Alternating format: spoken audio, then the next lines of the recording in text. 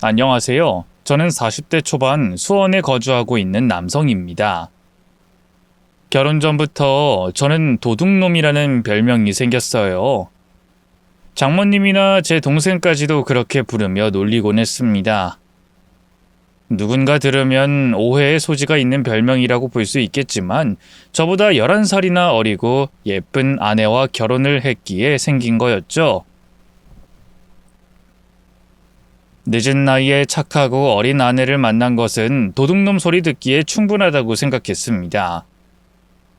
배운 것도 없고 잘난 곳이라고는 하나도 없는 저였기에 그 정도의 농담 섞인 비난은 마땅하다고요. 하지만 지금에 와서 다시 생각하면 진짜 도둑이라 불려야 할 사람이 따로 있었다는 게 문제였습니다.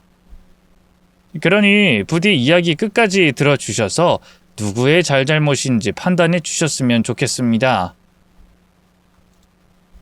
사실 저는 이전부터 결혼을 꿈꾸지는 않았어요. 결혼으로 이룰 수 있는 행복이나 만족감, 안정감을 전혀 느낄 수 없는 환경이었기 때문이었습니다. 저와는 5살이 차이가 나는 남동생 정호가 태어날 무렵 부모님은 자주 다투기 시작하셨죠. 그리고 정호가 막 걸음마를 시작했을 때 두 분은 이혼을 준비하고 계셨고요. 이혼에서 가장 큰 문제는 바로 양육권이었습니다. 서로가 아이들을 데려가기 위해서가 아니라 키우고 싶지 않아서 문제가 된 거였죠. 애들은 엄마가 키우는 게 정상이지. 아무리 시대가 바뀌었다고 해도 그건 당연한 거야. 아빠가 애들한테 뭘 해줄 수가 있겠냐고. 양육비 줄 테니까 이혼할 거면 당신이 키워. 웃기지 마. 능력이 있어야지 데려가서 키우든가 할 거 아니야. 양육비를 준다고? 잘도 주겠다. 내 주변에 그거 못 받아서 고생하는 사람이 한둘인 줄 알아? 생활비도 아까워서 오줌을 지리는 주제 무슨 양육비? 당신을 믿느니 땅을 파서 10원 줍는 게 더 빠르겠다. 말 잘했다. 그런 인간들만 주변에 있으니까 당신이 그 모양인 거야. 하나를 보면 열을 알지. 어디 여자가 부끄러운 줄도 모르고 딴살림을 차려? 자식 새끼 내팽개치고? 그러고도 네가 엄마 소리 들을 자격 있어? 그래, 마음껏 비난하고 짓거려봐. 막말로 내가 먼저였니? 당신이 먼저지? 당신이 제 구실만 했어봐. 내가 밖으로 눈 돌리나. 솔직히 이제 당신 그림자만 봐도 소름이 끼치는데 내가 당신 피 한 방울이라도 섞인 애들을 데려갈 것 같아? 절대 못해. 아니, 안 해. 저런 것도 엄마라고. 넌 예전 내 성격이었으면 몇 대 맞았어, 알아? 잘 됐네. 때려. 확 고소해서 쳐넣어버리게. 지겹다, 지겨워. 당시 제가 어렸기 때문에 대화 전체를 이해하진 못했지만 저와 동생을 키우지 않으려고 했던 것은 분명하게 알고 있었습니다. 그래서 더 착한 아이가 되려고 노력했던 적도 있었죠. 하지만 당연히 소용은 없었어요. 시작은 아버지의 외도였고 그 후에 어머니가 홧김에 맞바람을 피우면서 저와 동생이 그들에게 짐이 되어버린 거였습니다. 아무리 착한 아이가 된다고 해도 그들의 이혼은 당연했죠. 법적으로 결국 저희는 어머니가 키우라는 판결이 났어요. 하지만 판결이고 자시고 어머니는 저희를 그 집에 두고 도망을 쳐버렸고 아버지는 그런 어머니를 욕하다가 얼마 후 할머니에게 저희를 보내버렸죠. 당시 남동생 정호의 나이는 겨우 6살이었습니다. 정확한 날짜는 기억나지 않지만 유난히 추웠던 한 겨울이었던 것은 똑똑하게 기억나요. 제가 입은 옷까지 벗어 동생의 얼굴에 칭칭 감아주는데 이가 딱딱 부딪힐 정도로 추웠기에 죽을지도 모른다는 생각까지 들었습니다. 아버지가 늦은 새벽 도둑처럼 저희를 할머니 집 앞에 두고 떠나버렸기 때문이었죠. 당연히 저희가 오는지도 몰랐고 귀가 어두웠던 할머니는 문을 두드리는 소리에 깨어나지 않았고 새벽 5시까지 동생과 저는 추위에 몸을 떨어야 했습니다. 할머니는 저희를 보자마자 눈물을 흘리며 꽁꽁 언 발을 양손으로 감싸주었죠. 아유, 이게 무슨 일이야? 양말은 어쩌고 슬리퍼를 신고 왔어? 아빠는? 저희는 대답 대신 고개만 저었습니다. 망할 것들. 자기 핏줄인 자식한테 어떻게 이럴 수 있어? 어떻게? 두 년놈들 싹 다 곱게는 못 죽을 것이다. 죽어서도 지옥에 떨어져서 천벌받을 거야. 아니, 살아있는 내내 병들어서 골골거리다가 그렇게 죽어야지. 그래야 공평해. 할머니, 나랑 정호랑 그럼 앞으로는 여기서 살아? 제 물음에 할머니의 눈빛은 당황스러움으로 얼룩졌습니다. 눈칫밥을 하도 먹어서 저희가 또 버려질지도 모른다는 생각이 들었죠. 하지만 할머니가 걱정하는 건 그게 아니었어요. 너무 좁고 오래된 집이라서 불편하겠지? 주변에 너희 또래 친구도 없고. 괜찮겠니? 화장실도 불편할 거고 맛있는 음식점도 여긴 없어. 숲이 있어서 벌레도 많고. 그래도 괜찮다면 나랑 여기서 함께 살지 않을래?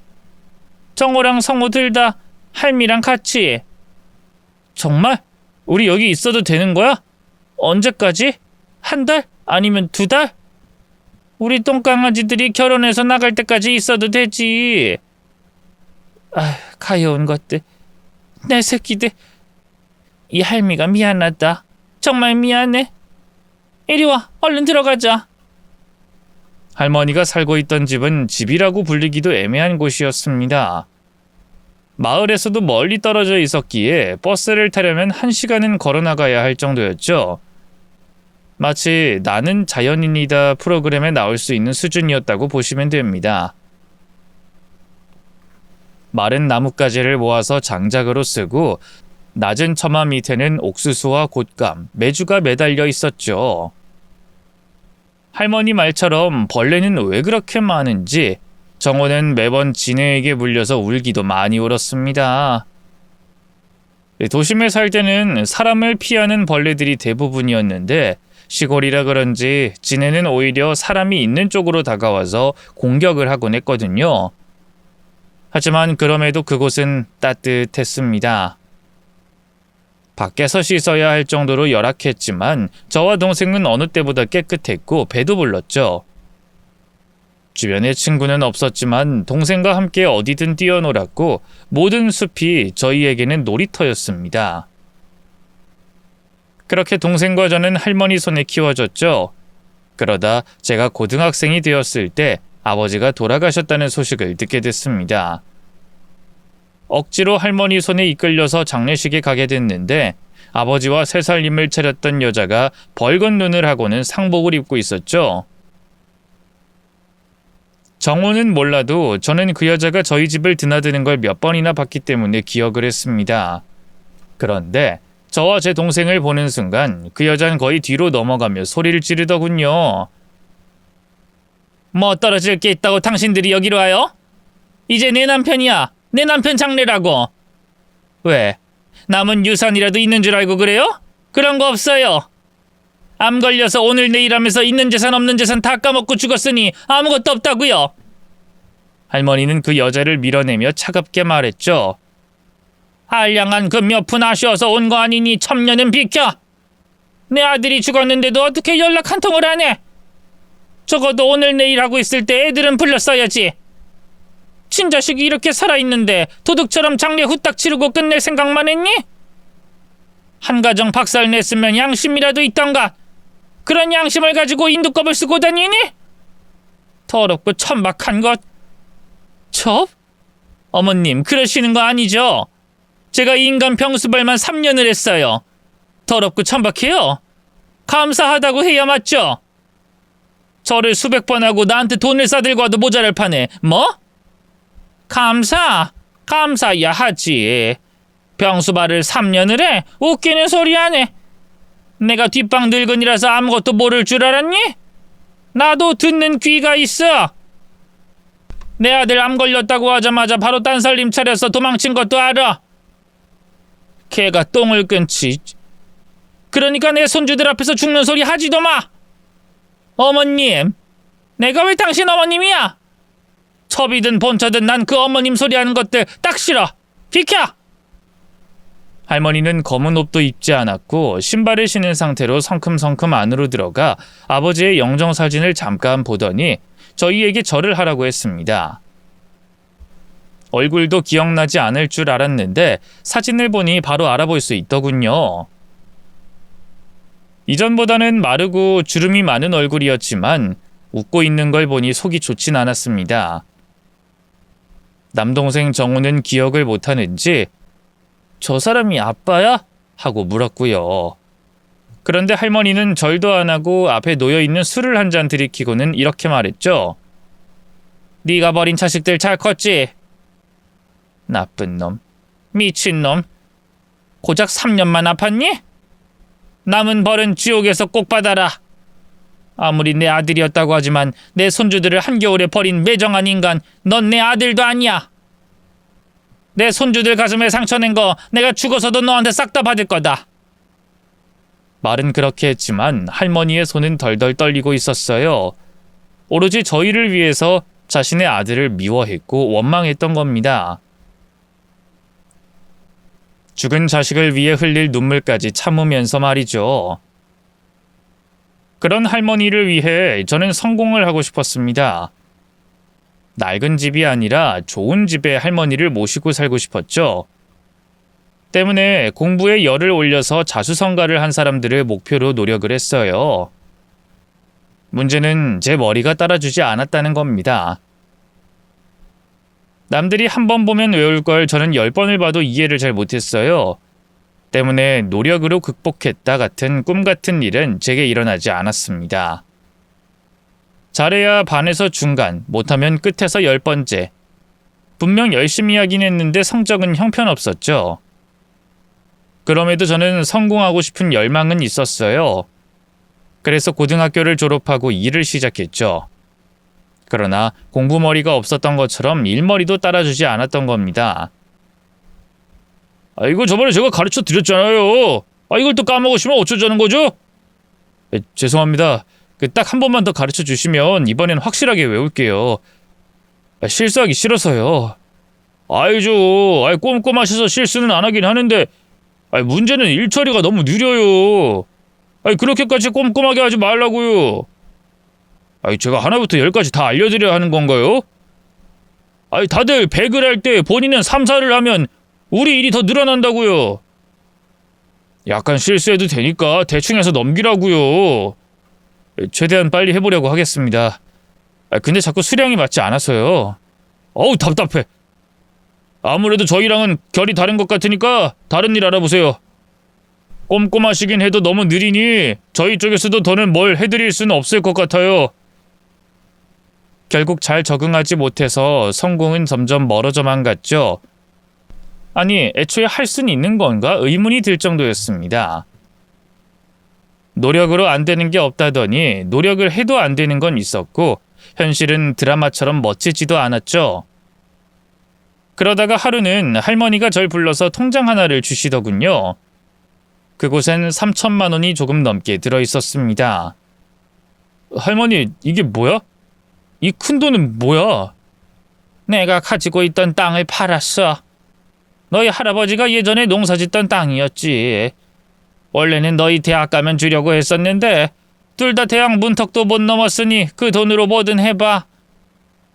사업이든 뭐든 넉넉하진 않아도 뭐든 시작은 할 수 있지 않겠니? 왜 그걸 팔았어? 그리고 할머니도 알잖아. 나 일 못하는 거. 분명 망할 거야. 망하면 망하는 거지. 그때 다시 시작하면 되는 거야. 그리고 할미가 봤을 땐 넌 회사에 들어가서 일하는 게 안 맞아. 몸으로 할 수 있는 그런 일을 찾아봐라. 느리긴 해도 섬세하고 꼼꼼하니까 그런 장점을 살려서 할 수 있는 그런 일이 있을 거야. 알았니? 진짜 미안해, 할머니.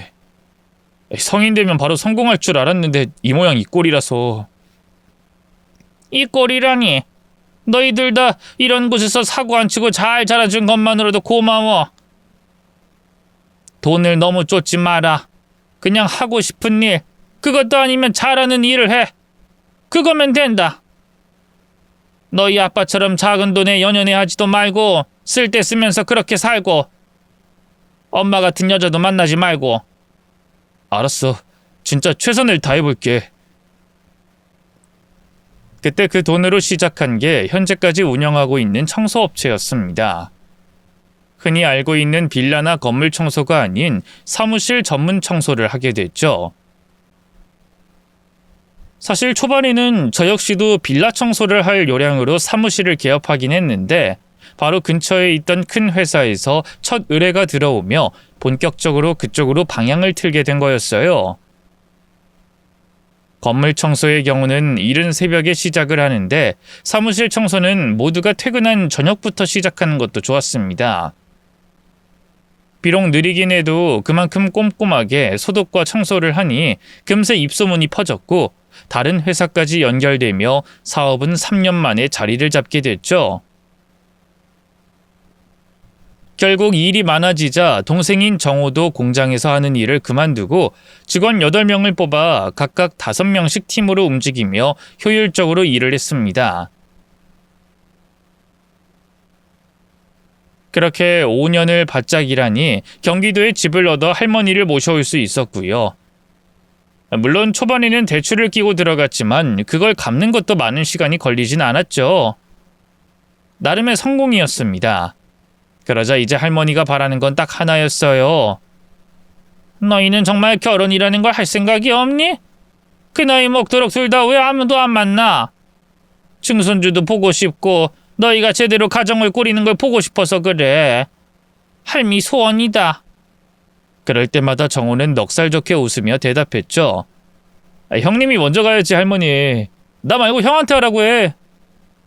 아우 먼저라고 양보할 테니까 너라도 얼른 가라 정호야. 서로 누가 먼저라며 양보하면 할머니는 어김없이 말했습니다. 둘 다 가. 할미 소원이라는데 그것도 못해줘?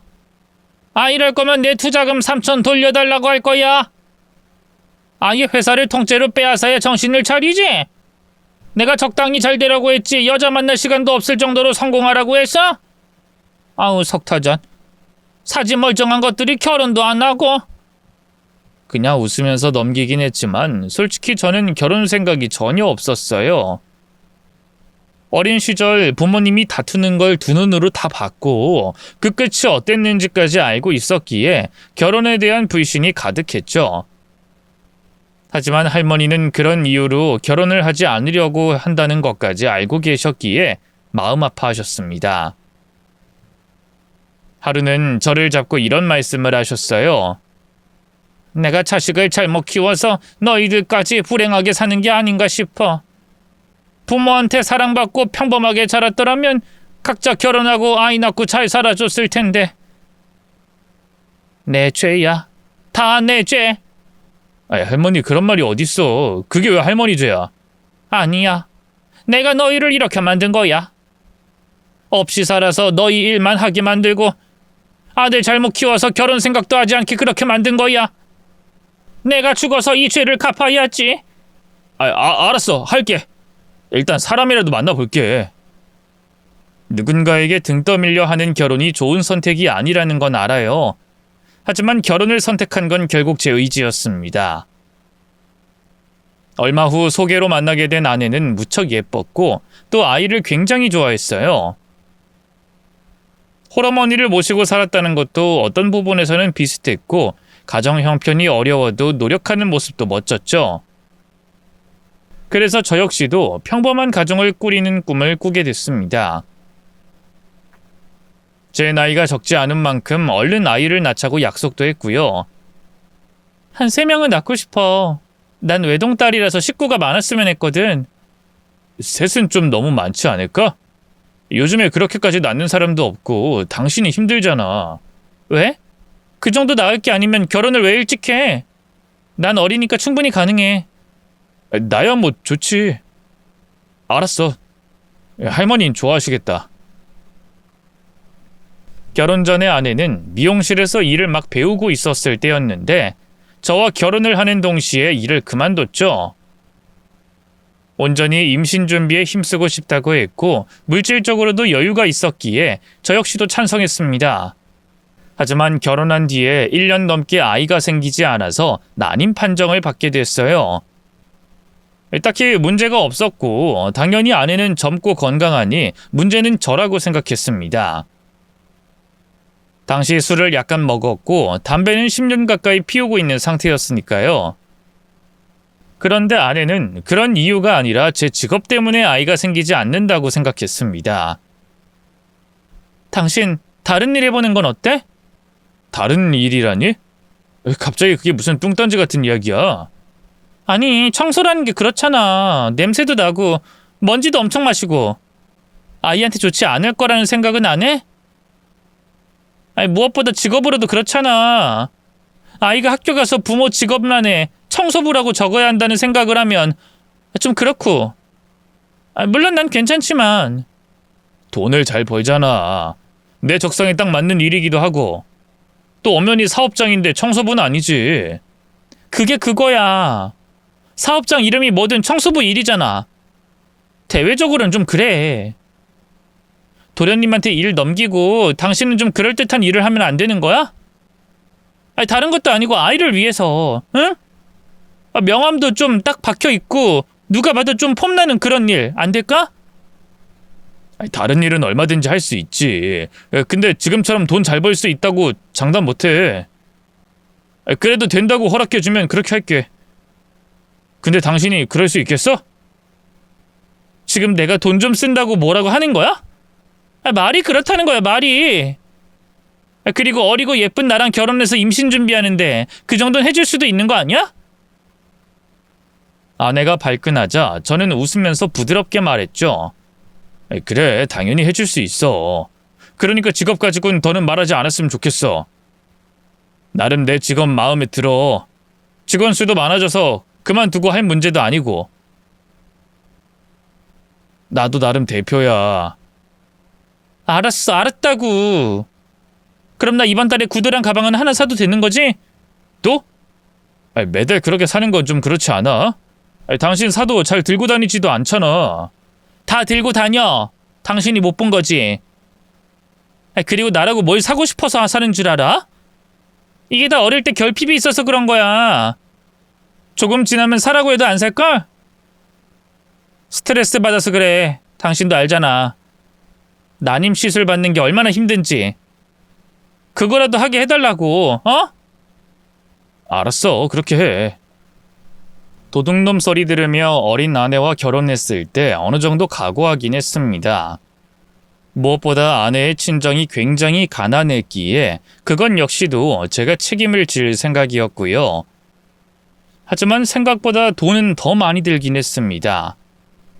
피부 관리실에 요가에 헬스, 쇼핑, 그리고 장모님에게 용돈까지 따로 드리고 있었거든요. 그래도 난임 시술까지 받으며 힘들어할 아내를 위해서라면 아깝진 않았죠. 실제로 아내는 오로지 임신을 위해서 한의원까지 다니며 노력을 했습니다. 저도 그런 아내를 위해서 아침에 일찍 일어나서 조깅을 했고 저녁에 일이 끝나면 헬스를 다녔고 심지어 술과 담배도 완전히 끊어버렸죠. 그런데도 장모님은 저를 못마땅하게 생각하셨습니다. 노력이 중요하나? 결과가 중요하지. 이서방 자네 때문에 내 딸 꼴이 말이 아니야. 매번 저렇게 병원 다니고 한의원 다니고. 솔직히 내 딸은 어리니 아이가 안 생기는 건 자네 때문이지. 더구나 자네 할머니가 그렇게 증손주 타령을 하니까 내 딸이 더 힘들어하고. 면목 없어요. 하지만 저도 노력을 하고 있긴 합니다. 금방 괜찮아질 거라고 생각해요. 곁에서 힘들어하는 따님 지켜보는 장모님 마음 속상한 것 저 충분히 이해합니다. 금방? 지금 난임 시술 시작한 게 벌써 3년이 넘어가. 이제 내년이면 4년째야. 알긴 알아? 1년만 해도 힘들다고 손을 떼는 사람들이 수두룩한데 내 딸이 얼마나 힘들겠냐 이 말이야. 내 딸한테 들어보니 자기한테는 아무 문제가 없다고 하던데. 알죠. 제가 나이가 있다 보니 그렇죠. 아무래도 술이랑 담배도 끊고 건강관리도 하고 있어요. 저희 할머니도 말만 그렇지 저희 두 사람만 잘 살면 된다고 하셨고요. 그래도 부담이 되는 건 어쩔 수 없지. 들어보니 자네 아버지가 암으로 돌아가셨다고? 그럼 어머니는 어떻게 살아계시나? 이전에 무슨 다른 병은 없었고? 그건 연락이 끊어지고 어떻게 살고 있는지는 잘 몰라요. 병이 있었는지도 잘 모르고요. 고하셔서 친척들도 따로 없었거든요. 자식 버리고 도망친 부모에 아버지 남투병, 어머닌 연락두절? 그런 집안인데도 증손주를 바라는 건 참 이기적인 행동이야. 나라면 절대 그렇게 못했을 텐데. 유전이라는 것도 있잖나. 나 남도 그렇지만 바람도 유전이라고 생각하는 사람이라. 그렇긴 하죠. 근데 병원에서 저나 아내 둘 다 문제가 없다고 했어요. 그리고 바람은 걱정 안 하셔도 됩니다. 민주처럼 예쁜 아내를 두고 제 주제에 무슨 바람을 피우겠어요. 아, 장모님 혹시 용돈 더 필요하진 않으세요? 제가 이번 달에 일이 잘 풀려서 좀 더 챙겨드리고 싶거든요. 다음 달에 친구분들이랑 꽃구경 가신다고 하셨잖아요. 그야 그렇지. 내가 또 주겠다는 건 사양은 안 하지. 자네 집안이랑 직업은 좀 그래도 센스는 좀 있어. 가만 보면 내 딸이 결혼은 잘하긴 했단 말이지. 늘 이런 식이었습니다. 한 번씩 집에 찾아오셔서 자신의 딸 걱정, 저희 집안 유전 걱정을 하시면서 용돈을 가지고 가셨어요. 처음에는 돈을 달라는 소린지 모르고 대화를 계속 나눴는데 결론은 늘 돈이었죠. 나중엔 저희 할머니에 대해 이러쿵저러쿵 말하는 게 싫어서 그냥 드리는 게 속이 편했습니다. 하지만 돈을 달라고 잡던 그 작은 트집은 저희 할머니가 치매 진단을 받게 되면서 그냥 넘어가기 힘든 상황이 왔죠. 할머니는 남동생과 저 모두에게 부모님이었고 유일한 가족이며 집안의 어른이었습니다. 그러니 저희는 엄청 심각할 수밖에 없었죠. 할머니는 내가 모시는 게 좋을 것 같아. 형은 가정이 있잖아. 회사도 그렇고. 형 결혼하고 나서 내가 쭉 할머니랑 살았으니 할머니도 그게 편할 거고. 아니야. 야, 안사람한테 말해서 내가 모시는 방향으로 진행해 보려고. 형, 그거 이혼의 지름길이야. 할머니도 질색을 할 거고. 그것 때문에 스트레스 받아. 거기다 집도 옮길 생각인데 단독주택 의외로 손 많이 가는 거 형도 알잖아. 그야 그렇지만 나한테 맡겨. 내가 알아서 할게. 그래도 너한테 일임할 순 없어. 같이 하는 게 맞아. 사람도 쓰고 병원도 주기적으로 가고. 네가 사는 아파트는 팔지 마. 집은 형이 알아서 할 생각이거든. 일단 편안한 분위기가 좋다니까 집을 이 근처에 따로 알아보고 공사부터 들어가자. 알았어. 그럼 집은 형한테 맡길게. 할머니 예전부터 아파트 불편해하셨잖아. 텃밭도 있으면 좋으니까 집 마당에 잔디도 좀 심고 그러자고. 그건 내가 모은 돈으로 해결해 볼게. 텃밭이라. 할머니가 예전 그 집을 좋아하긴 했지. 진작에 그렇게 했어야 했는데 우리가 편하다고 아파트로 모신 게 잘못이었나? 너무 후회가 되네. 형, 그런 생각은 하지 마. 요즘 약도 잘 나오는데 진행 늦추고 인지치료도 하고 하면 될 거야. 어차피 완전 초기니까 큰 걱정할 것도 없고. 고맙다. 정우 너 덕분에 조금은 안심이 돼. 아니야. 애초에 형이 사업 성공 안 했으면 이렇게 말도 못했지. 돈 문제가 없으니까 우리가 이렇게 이성적으로 대화도 가능한 거고. 너무 큰 걱정하지 말자. 할머니 지켜야지. 저는 저희 집과 가까운 곳에 단독주택을 매매했고 그곳을 사용하기 편하게 완전히 리모델링까지 했습니다. 때문에 그때 저축했던 돈을 대부분 쓰게 됐는데 그러면서 이전에 없던 문제가 생겼죠. 한 달에 2번 하는 쇼핑을 딱 한 번 자제해달라고 말했을 뿐이었는데 갑자기 아내가 난임 치료를 더는 하지 않겠다고 나온 겁니다. 도대체 우리 할머니 치매 진단이랑 임신이랑 무슨 상관이라고 그래? 쇼핑 못하게 한 게 그렇게 화가 났어? 내가 하지 말라는 게 아니라 이번 달만 자제해달라고 한 거잖아. 내가 속물로 보여? 아니야. 그거랑은 관계없다고. 유전 때문이라니까? 우리 엄마 말 못 들었어? 치매도 유전이라고 하잖아. 그럼 당신한테도 그 비슷한 질환이 있을 텐데 우리 아이한테 그런 유전자를 물려주라는 거야? 그래서 안 가지겠다고 그러는 거야. 그렇게 말하면 나도 기분 나쁘지. 장모님은 당뇨 있으시잖아. 그러는 당신은 당뇨랑 알츠하이머랑 같아? 당뇨 걸렸다고 벽에 똥칠해? 아니잖아. 나라고 이러고 싶어서 이래? 건강한 아이를 가지고 싶어서 당신이랑 결혼한 거야. 당신도 알잖아. 나 어릴 때 우리 집 가난해서 배우고 싶은 거 못 배웠고 하고 싶은 거 못해서 내 아이한텐 제대로 다 해주려고 한 거. 그런데 돌아가신 아버님은 암이고 어머님도 어떻게 됐는지 모르는 상황에서 치매라니. 치매라니! 내 아이한테 그런 유전자를 물려주고 싶은 부모가 어딨어? 그래, 그렇게 생각할 수도 있지. 그 마음 이해해. 아이 가지는 게 힘들면 안 가져도 되고. 그러니까 우리 할머니 치매라는 말로 공격적으로 나오지는 마. 저는 아내를 이해했습니다. 좀 어이가 없긴 하고 하필이면 정신이 없는 와중에 그런 말을 꼭 해야 했나 짜증이 나긴 했지만 그래도 수긍했어요. 누구보다 아이를 원한 사람이었으니 본인도 힘들겠다 하고 넘어갔죠. 그런데 장모님은 그렇지 않았습니다. 이유는 돈이었죠. 유럽으로 해외여행을 다녀오고 싶다는 걸 거절했더니 발끈하시더군요.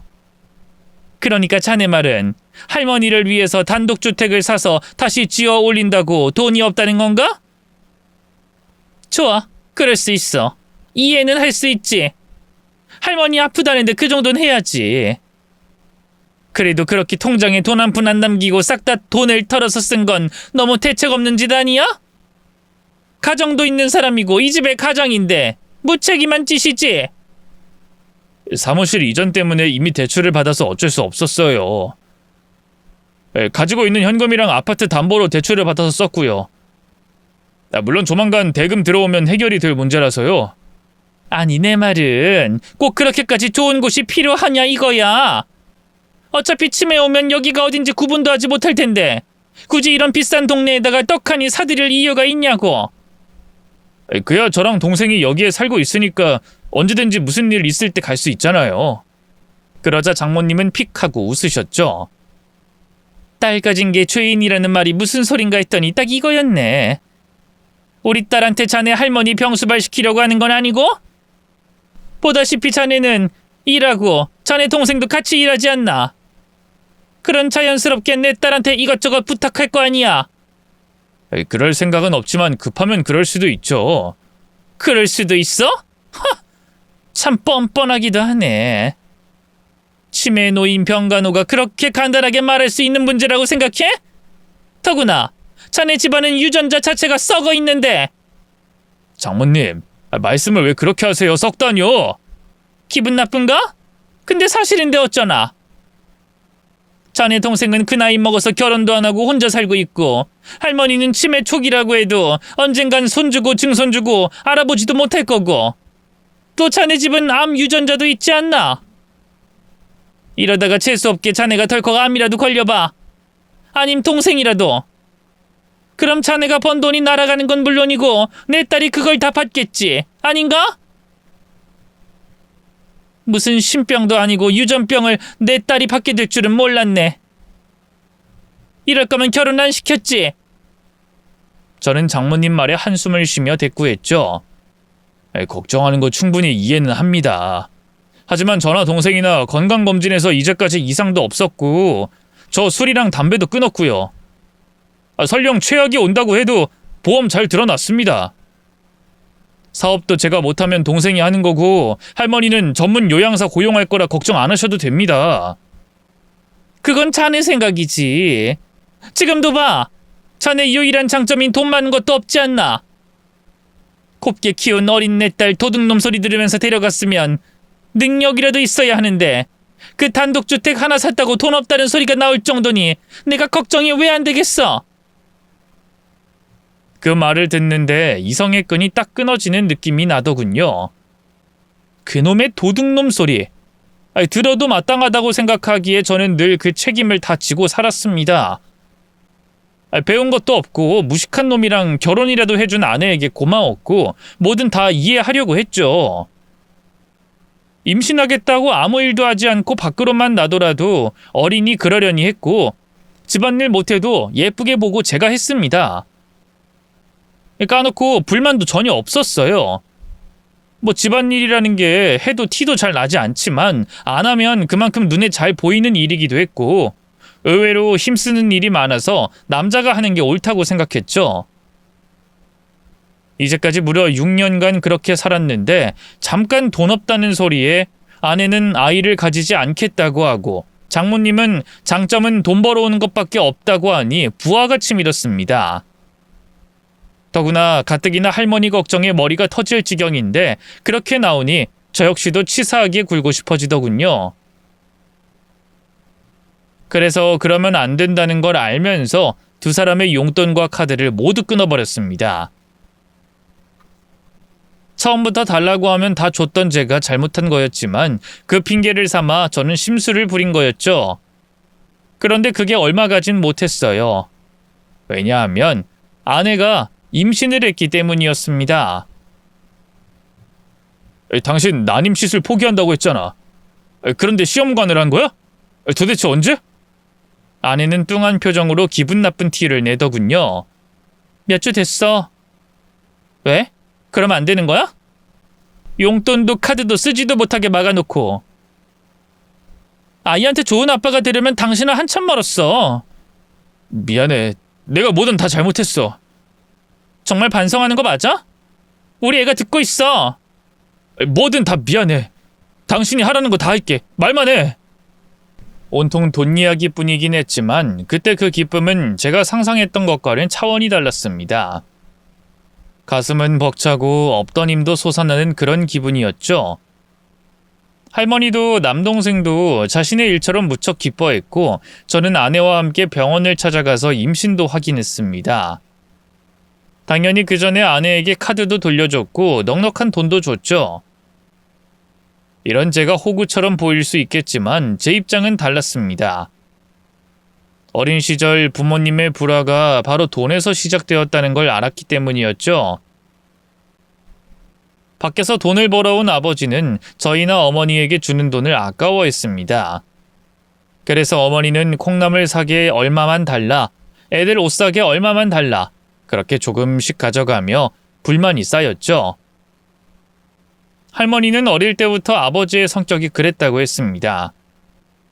대대로 손이 크고 베풀기 좋아하는 집이었는데 아버지에게는 베푸는 손이 간장 종직 그릇만도 못하다고 말씀하시곤 했죠. 저는 그런 아버지처럼 살고 싶지도 않았고 그럴 능력도 충분히 됐습니다. 아내가 기뻐하는 걸 보는 게 제가 돈을 버는 이유기도 했고요. 그런데 산부인과에 다녀온 바로 다음 날 제게 모르는 번호로 전화가 왔고 제가 그곳에 지갑을 두고 온 걸 알게 됐죠. 저는 주로 저녁에 일을 가기 때문에 낮에 병원으로 찾아갔습니다. 연락한 사람은 산부인과에서 일하는 직원이었어요. 20대 중반에서 후반으로 보이는 여자는 바짝 긴장한 얼굴로 제게 잠깐 따라오라고 했습니다. 순간 저는 지갑 찾아준 보상금을 달라고 하려나 보다 하고 생각했고 지갑에서 10만 원을 꺼내며 말했죠. 이 정도면 될까요? 혹시 더 부족하시면 말씀해 주세요. 제가 이런 일이 처음이라서 얼마를 줘야 하는지 잘 모르거든요. 부담 가지시지 마시고 말씀해 주시면 됩니다. 그런데 여자가 돈은 거들떠도 보지 않고 주변을 살피더니 말했습니다. 잘 들어요. 그쪽 안에 뱃속의 아이, 남편분 아이가 아니에요. 저는 어이가 없어서 약간 화를 냈죠. 지금 뭐라고 하셨죠? 제 아내의 아이가 제 아이가 아니라고요? 네, 물론 못 믿겠죠. 하지만 저는 확신을 하고 있거든요. 절 언제 보셨다고 그런 말씀을 하시는 겁니까? 제 아내를 아세요? 이 넓은 병원에서 사람 구분은 제대로 하시고 말씀을 하시죠. 저 이 병원 딱 하루 어제 온 게 전부입니다. 아니 몇 달 전에 시험관 때문에 방문한 적이 있긴 하지만 어쨌든 뭔가 착각하셨을 겁니다. 알죠. 당연히 알죠. 이분 아닌가요? 여자가 꺼낸 건 제 지갑 안에 있던 결혼 사진이었죠. 당황한 저는 제 지갑을 살피고 그 사진을 빼앗았어요. 사진 속에는 아내와 제가 볼을 마주대고 활짝 웃고 있었습니다. 이걸 왜 가지고 갑니까? 제 지갑에 있는 걸? 여자는 다시 주변을 살피더니 담담하지만 빠른 목소리로 설명을 하기 시작했죠. 이런 짓, 이런 말 저도 하기 싫어요. 남한테 기분 나쁘게 보이기도 싫고요. 그런데 하는 꼴이 기가 차기도 하고. 저 오늘 일 그만두거든요? 마침 그쪽 직업을 주어서 그쪽 인생도 구제해주라는 하늘의 뜻이라고 생각하고 말씀드리는 거예요. 시험관 시술이요? 그쪽 아내인 박민주 씨 오지도 않으셨어요. 근데 마침 아이가 생겼네요? 이상하죠? 물론 자연 임신일 수도 있죠. 하지만 제가 그 인간들이 떠드는 소리를 제 귀로 들었거든요. 인간들? 누구요? 제 아내요? 그러니까 그쪽 부인이랑 이 병원에 다니는 남자가 하나 있거든요. 아니다. 설명은 됐고 대신에 직접 보세요. 제 말 어차피 안 믿으실 거잖아요. 그때 보니까 퍽이나 부인한테 다정하시던데. 그러니까 두 눈으로 확인하는 게 가장 빠르겠죠. 당장. 직접이라니 그것도 당장. 그게 가능합니까? 여기 와 계실 테니까요. 박민준님과 미친놈. 얼른 가요. 지금쯤이면 들어가도 되겠죠. 그 여자는 계단을 내려가더니 직원만 들어갈 수 있는 곳에 카드를 찍었고 그리고 안쪽으로 더 들어가더니 복도로 쭉 더 들어갔습니다. 그리고 한 방 앞에 섰는데 비품 창고로 쓰이는 곳이라는 설명을 짧게 하더니 제게 들어가라는 듯 몸을 한쪽으로 비켜섰죠. 저는 천천히 다가가 손잡이를 잡았는데 순간 아내의 웃음소리가 들려서 온몸에 소름이 끼쳤습니다. 저도 모르게 마른 침을 삼키며 문을 벌컥 열었고 이내 두 사람이 들러붙어 있는 장면을 보았죠. 옷은 반쯤 벗겨진 상태였고 남자의 얼굴은 온통 립스틱 자국으로 얼룩져 있었습니다. 아내는 절 보자 그 남자에게서 떨어지며 비명을 꽥 질렀죠. 저는 그걸 보면서 한동안 입도 열지 못했습니다. 애초에 그게 현실에서 진짜로 일어나는 일이라는 판단조차 서지 않았죠. 곧 있으면 알람 소리가 들리면서 익숙한 침대에서 눈을 뜨고 아내에게 끔찍한 악몽을 꿨다고 말해도 이상하지 않을 것 같았습니다. 하지만 알람은 울리지 않았어요.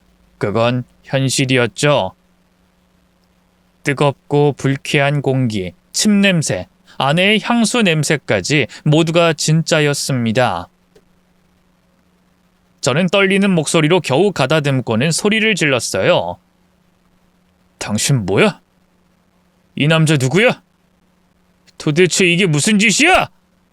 나는 여보, 그러니까 잘 들어봐. 이게 어떻게 된 거냐면 와, 너무 황당하니까 설명할 방법이 없네. 일단 침착해. 침착하고 내 말만 들어봐. 오해야. 말해. 누구야? 저 남자 누구냐고? 당신은 왜 이 병원 이 비품실에 있는 거고? 아내는 엄청 당황하며 횡설수설하더니 뭔가 결심한 듯 표정을 바꿔 말했습니다. 그래, 미안하게 됐어. 뭐? 미안하게 됐어? 당신, 그럼 내가 여기서 무슨 말을 더 할까? 일이 그렇게 된 걸 어쩌겠어. 당신은 다 봐버렸잖아. 안 봤으면 모를까 이미 다 들켰는데 무슨 변명을 하겠냐고. 아까 너무 놀라서 아무 말이나 했는데 어쩌겠어. 이혼해줄게. 됐지? 그니까 여기서 좀 나가줄래? 우리 둘 하던 일이 있어서 마저 끝내야 하니까. 지금 당신이 하는 짓 엄청 촌스럽고 민폐야. 아내의 말에 남자는 웃음을 참는 듯 크크거리더니 이렇게 속삭였죠. 마저 끝낸다고? 자기 진짜 대박이다. 아내는 피곤한 듯 제게 나가라는 손짓을 했습니다. 하지만 저는 웃고 있는 남자를 노려보고 있었습니다. 나이는 아내와 비슷해 보였고 상당히 마른 체구였죠. 엉겨붙어 있느라 구겨지긴 했지만 셔츠와 정장 바지 차림이었고 슬리퍼를 신고 있었습니다. 그리고 발견했죠. 남자가 바닥에 깔고 있는 게 의사들이 걸치는 가운이라는 걸 말입니다. 당신 의사야? 의사가 이래도 되는 거야? 당신 내가 가만 안 둘 거야. 고소할 거야! 남자는 슬쩍 눈치를 보다가 픽 웃더군요. 내가 누군 줄 알고 고소? 해봐! 간통죄가 없어진 게 언젠데 뭘 고소하는데? 그래. 그래서 아내랑 불륜을 저지른 것도 모자라서 임신까지 시켜? 근데 제 말에 남자는 장난기가 빠진 얼굴로 되물었죠. 임신? 지금 임신이라고 했어? 그 의사도 처음 듣는 말인지 당황하며 아내를 봤는데 오히려 아내의 얼굴은 의기양양했습니다. 턱을 치켜들고 나른한 표정으로 저를 보며 말했죠. 맞아, 나 이 사람 아이 가졌어. 내가 전부터 말했잖아. 내 아이 잘 키우고 싶다고. 여기까지 왔으면 다 알았을 거 아니야. 내가 시험관 쉿을 아예 안 한 거. 맞지? 당신 나님이 아니었던 거야? 그건 몰랐어? 그럼 여길 어떻게 왔어? 무슨 말인지 확실하게 말해. 나님이 아니면 뭔데? 우리가 그간 5년이 넘게 나님 쉿을 받은 거 아니었어? 내가 그걸 어떻게 해? 내가 혼자 주사를 어떻게 놓는다고. 난 그런 짓 못해. 그렇게까지 해서 아이를 가지는 것도 이상하잖아. 몸이 덜덜 떨렸습니다. 생각해보니 아내는 늘 주사기를 들고만 다녔지 제 앞에선 한 번도 그걸 놓은 적이 없었어요. 추한 꼴 보이기 싫다는 식으로 말하고 늘 화장실로 갔죠. 그리고는 힘든 표정으로 밖으로 나와 원하는 걸 사달라고 말하곤 했습니다. 다 거짓말이었어? 맞아. 더 솔직히 말하면 난 나님이 아니라 피임이었지. 미쳤어? 내가 당신처럼 멍청한 청소부 아이를 가지게? 이왕에 아이를 낳을 거면 확실히 머리 좋고 똑똑하고 누가 봐도 대단한 직업을 가진 남자의 아이를 가지는 게 맞지. 그러게 내가 직업 바꾸라고 했을 때 진작에 그러지 그랬어. 아니다. 직업만 좋으면 뭐해? 머리가 멍청한데. 그게 끝이게? 아버진 암에, 할머니는 치매, 돈 잘 버는 것 빼면 볼 것도 없는 늙은 고졸 남자의 아이를 낳는 건 좀 아니지 않아? 나처럼 어리고 예쁜 여자가. 이왕 이렇게 다 알게 됐으니 이혼 바로 해줄래? 그런데 의사 가운을 입은 남자가 그런 아내의 어깨를 잡고 흔들었죠. 야, 그게 무슨 말이야? 임신이라니? 진짜 내 아이가 맞아? 확실해? 너 나님 아니었어? 나한테도 나님 치료받고 있다고 말했잖아. 분명히 아이가 안 생긴다고. 자기도 참. 이렇게 젊고 예쁜데 무슨 나님이야. 남편한테만 그렇게 말한 거고 치료하는 척하면서 병원 오간 게 전부였지. 다 자기 보려고 온 거잖아. 알면서. 차트 봤잖아. 무슨 차트? 내가 그걸 왜 봐? 그야 당연히 의사잖아. 그리고 자기가 저번에 그런 말 했잖아. 나랑 평생 살고 싶다고. 이참에 이혼하면 그렇게 할 수 있어. 나랑 당신 이 아이까지 해서. 미쳤어? 내가 왜 너랑 살아? 자기야, 갑자기 왜 그래? 무섭게. 걱정 마. 위자료 좀 물어주면 그만이지. 자기 의사잖아. 의사가 그 정도 돈은 당연히 있는 거 아니야? 그리고 우리 아이를 위해서잖아. 시끄러! 지금 머리 복잡하니까 조용히 좀 해. 자기야. 누구 자기라는 거야, 이씨. 미쳤어? 나님도 아니면서 나님인 척을 해? 완전 사이코네, 이씨.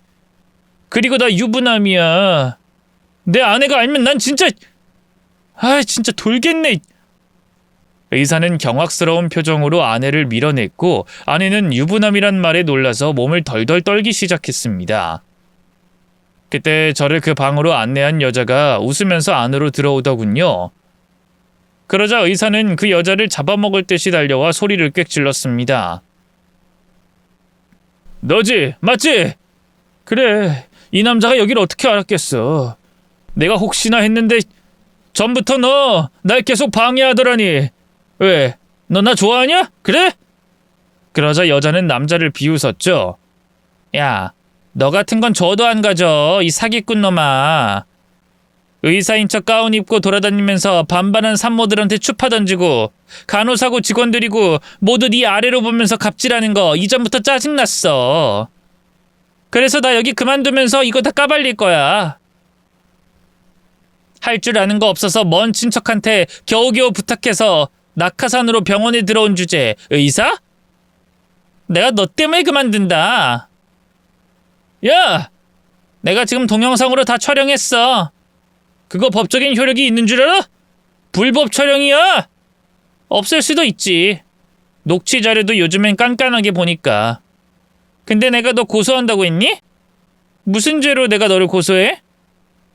근데 이 영상을 네 부인한테 보낼 순 있지. 그리고 네가 그렇게 믿고 있던 병원장한테도. 먼 친척인데 자르기야 하겠니? 즉 남자는 의사가 아니었습니다.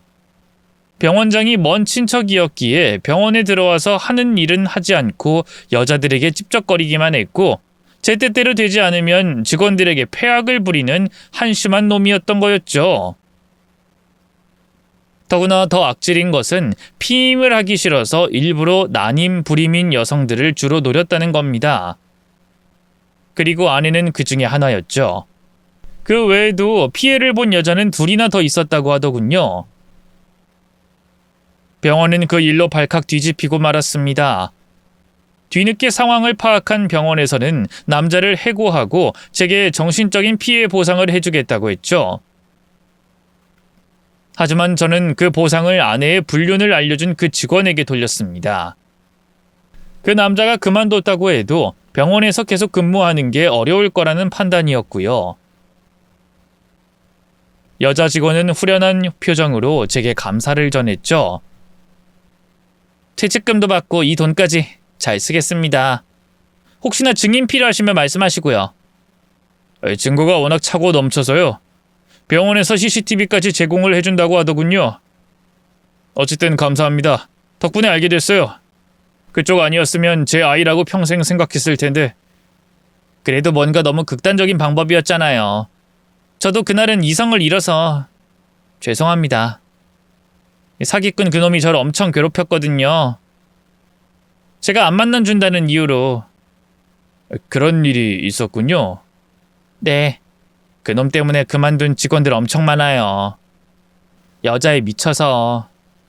아무래도 그 인간도 이혼 제대로 당하고 병원에서는 고소까지 진행하고 있다고 들었어요. 잘 됐죠? 근데 아내분이랑은 어떻게 됐어요? 직원들이 궁금해서요. 물어보면 실례라는 거 알지만. 그게 이혼을 안 하겠다고 해서 소송을 해야 할 것 같아요. 아내는 그 일이 있고 얼마 뒤에 어디 가서 아이까지 지우고 돌아와서는 이혼을 안 하겠다고 버텼습니다. 이혼하고 싶으면 재산의 절반을 달라는 말까지 했죠.